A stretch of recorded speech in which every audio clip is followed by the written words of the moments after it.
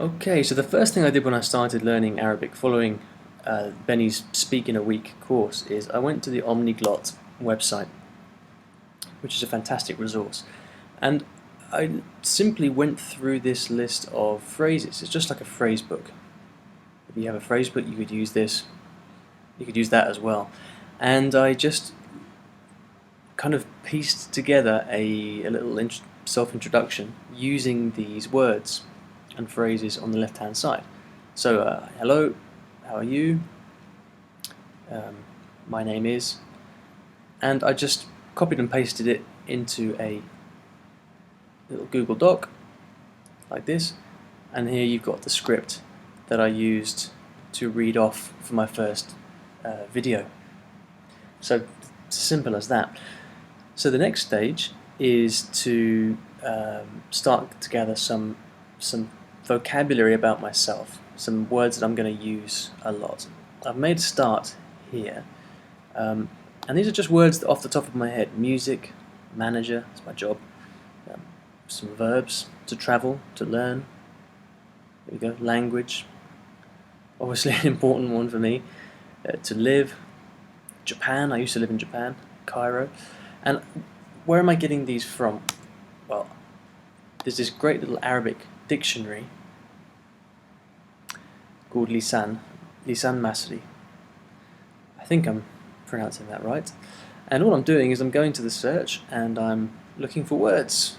So, verb to write, I do a lot of that. So I'm finding it here. Okay, it's only got that in MS, which is Modern Standard. كتب. But that'll do for now. And I'm just literally copying and pasting it in to this little Google Doc.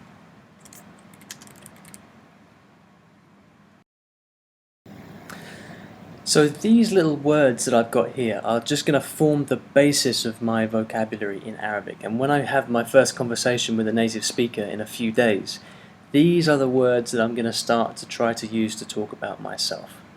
Okay, so this really is the foundation of my Arabic. I don't know hardly any other words in Arabic. This is where it all begins. Now, once you've got this list of words, what do you do with them? Well, you have to learn them somehow, and having it on a document on your computer isn't all that useful. So what I like to do is to put these into some flashcard software so I can carry it around with me and then test myself many times during the day whenever I've got a little bit of free time. Now you can do this however you want. If you use Anki or Memrise, you can copy and paste it in. I use an app called Flashcards Deluxe on my phone, and the way that works is you can sync your app via Dropbox. And so if I go to Dropbox, I've actually got a text file here, which is my Arabic, my new Arabic deck, my first Arabic deck, and this is an empty flashcard deck right now. And what happens is when I paste stuff into here in a certain format, because it's linked to Dropbox, it automatically updates on my phone. So the next time I turn on the app on my phone, it's going to have all of these words in there, directly already there in the flashcard deck. So all I'm going to do is copy and paste it, and now when I open up my flashcard app next time, it's going to have all of these here ready in double-sided flashcards for me to study wherever I want.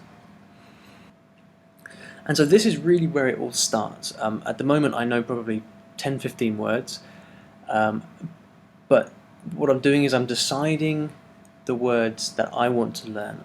I'm not basing it on a course book or a textbook of any kind. I'm not letting anyone else teach me any random stuff. I'm deciding what I want to learn, and I'm basing that on words and later on phrases that are personal and relevant to me, because that's what I'm going to remember. And so just to demonstrate to you how convenient this is, here's my flashcards app. Go into the Arabic deck, and here you go.